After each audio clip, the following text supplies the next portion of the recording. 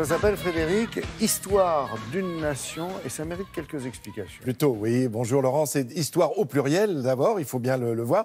On va le voir d'ailleurs sur l'écran tout de suite. Histoire d'une nation, France 2, ça commence demain.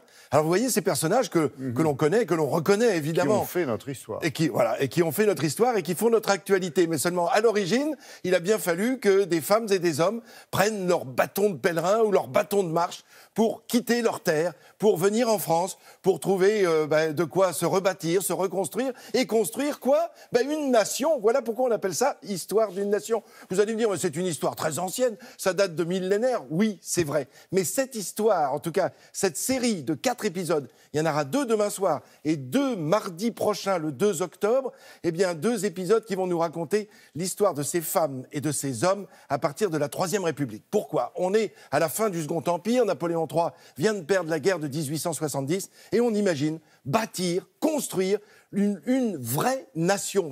L'esprit même du mot nation n'existait pratiquement pas auparavant. Nation, ça vient de natio en latin, qui veut dire naissance. C'est incroyable quand même. Oui, c'est joli, évidemment. Et c'est là où on a une renaissance. Pourquoi ? Parce qu'on va communiquer sur un même lieu, avec une même culture, une même langue. Tout ça fait qu'on va bâtir quelque chose. C'est ce qui se passe à partir de la Troisième République. Alors, pour éviter, évidemment, de vous présenter les mêmes personnalités, les mêmes personnages que vous verrez demain soir, on a choisi avec Laurent quelques personnages assez étonnants, commençant à partir de cette Troisième République, donc à partir du 19e siècle, avec un personnage qui va devenir président de la République, c'est MacMahon, Patrice de MacMahon. Alors son nom résonne bien comme un nom, évidemment, venu d'outre-Manche. Oui, un peu britannique. Oui, exactement, c'est un Irlandais, famille irlandaise qui a quitté sa terre natale bien avant la génération de ce président de la République, mais parce qu'il y avait des bagarres, des batailles entre catholiques et protestants, entre anglais et irlandais. Du coup, la famille de MacMahon. Alors en fait, c'était un des fils qui se prénommait Mahon. Mac, ça veut dire fils de Mahon. Les descendants se sont appelés donc MacMahon, à commencer par celui-ci, qui est devenu général, puis maréchal. Il s'est battu en Algérie, il s'est battu pendant la guerre de Crimée. Il est devenu maréchal de France, duc de Magenta. Magenta, c'était une victoire pendant la guerre de Crimée. Et le voilà, président de la République en 1873. Là encore, un parcours surprenant. Une femme, tenez, et pas des moindres, c'est Marie Curie. Oui. Alors évidemment, elle aussi. Elle vient de Pologne. Voilà, elle est arrivée de Varsovie, oui, tout à fait, avec une vraie envie d'arriver en France pour y faire ses études. Elle rêvait de la Sorbonne. Alors c'est avec sa sœur Bronia qu'elle se décide à faire un pari. On va faire des économies en Pologne, et puis toi, Bronia, tu vas partir. Comme tu veux être médecin, tu vas partir la première. Tu vas faire tes études de médecine, et tu deviendras médecin. Et moi, une fois que tu seras médecin, tu m'enverras des sous pour que je puisse venir à mon tour à Paris. Et voilà comment elle va devenir l'une des plus grandes physiciennes de tous les temps, après cette Maria Sklodowska que l'on voit à l'image, qui va rencontrer Pierre Curie. Pierre et Marie Curie vont décrocher le premier prix Nobel de cette famille, qui va en obtenir 4, 5 même à eux tous, avec ses enfants, c'est-à-dire sa fille et son gendre. Bref, une carrière étonnante. On en a déjà parlé ici, puisqu'il y a eu des expositions récemment sur Marie Curie. Marie Curie avec un prix Nobel de physique, puis un prix Nobel de chimie. Première femme à devenir professeure avec une chaire à la Sorbonne. Bref, première femme à entrer à l'Académie de médecine. Voilà, enfin, c'est un parcours exceptionnel. Autre parcours, mais qui peut être plus surprenant, c'est Louis Vuitton. Alors, un nom qui nous dit quelque chose.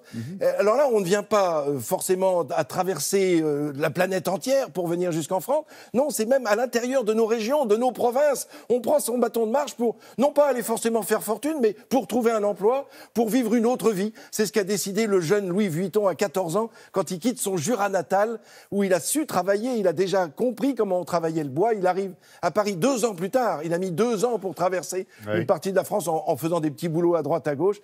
Et là, il va rentrer chez un laïetier emballeur, c'est-à-dire qu'on emballait tout à l'époque pour pouvoir partir en voyage. Et lui-même va créer sa société. On le sait ce qu'elle est devenue. Mais il est parti de rien et il a décidé, avec son savoir-faire, son cœur, ses mains, eh bien, il a réussi à créer une entreprise où il ne faisait que de l'emballage, mais avec des mâles absolument extraordinaires. Et comme on est au tout début des premiers sites de vacances, et puis des moyens de transport, les premiers paquebots, l'automobile, l'avion, enfin bref, ça fait que ça va évidemment se développer très rapidement avec un Thomas Cook, un Anglais qui a imaginé quelques lieux de voyage. Alors, de loin ou de moins loin, ils rêvaient tous de Paris et de France. Oui. Et ils ont fait cette France, alors. C'est exactement ça. Alors, un dernier exemple avec Yves Montand, parce que alors, on va même l'entendre un petit peu, juste comme ça, pour se remettre sa voix dans l'oreille. À Paris, Et voilà. quand l'amour fleurit, ça fait pendant des semaines de cœur qui sourit, tout ça parce qu'ils s'aiment à Paris. Oui, c'est à Paris qu'ils veulent venir, tous, plus ou moins. Alors, je rappelle le nom d'origine d'Yves Montand, Ivo Livy. Ils arrivent à Marseille. La maman habite à l'étage, elle est toujours en train de demander à son fils de venir déjeuner. Ivo monta, monta. Eh bien, Ivo monta va devenir Yves Montand. Quelle Il est plus logique. monté à Paris. Évidemment. Voilà, et donc c'est à partir de demain 21h, absolument. Voilà. Les 2 premiers épisodes, et ça sera suivi d'un débat. Avec Julien Buget qui animera effectivement en présence des témoins du documentaire sur les histoires de toutes ces générations. Venus faire leur vie dans ce nouveau pays. Il y a 150 ans d'histoire de France. Exactement. Et venir faire la France, surtout. Absolument. Excellent. Merci beaucoup. Merci Laurent.